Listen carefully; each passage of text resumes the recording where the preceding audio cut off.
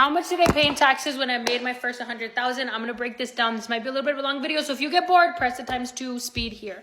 I want to note two things. I made my first 100,000 in 2023, and I interviewed 2 CPAs, and I'm so glad I did.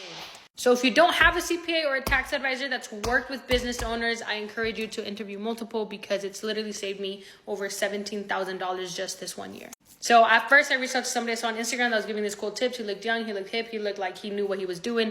I went with him. He ended up telling me I was going to pay $30,000 in taxes. At the time, I did not know if that was good or bad. Again, it was my first time ever making more than $20,000 a year. By the grace of God, I was in between appointments at a new construction community, and I ended up running into this lady that was a CPA. We ended up talking. Somehow we got into taxes, and she ended up becoming my accountant. Or my CPA, whatever you call them.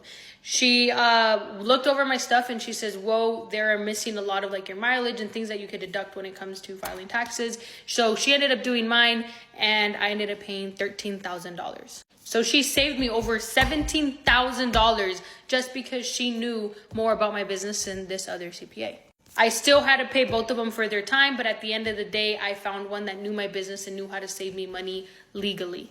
So what a lot of people don't know and I didn't know is that when you're self-employed and you run business under your name, so my commissions were coming directly to Angelica Palacios, you have an automatic $5,000 self-employment tax you make. So right off the bat, you have to pay $5,000. What I now know after spending all this money on hiring professionals to do my taxes is if you just file your business as an LLC, you automatically get different deductions and you can pay less.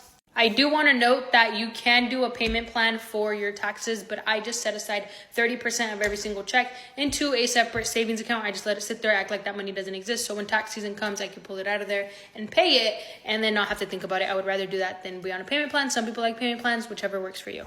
So after paying $13,000 in taxes, I sat back down with my CPA or tax advisor, and she basically broke down my business, how it should actually go. So I save more money now. And I'm so glad she sat me down and made me structure my business the right way, because the year after that, my business 5x'd and the IRS would have had me like this if it wasn't for her.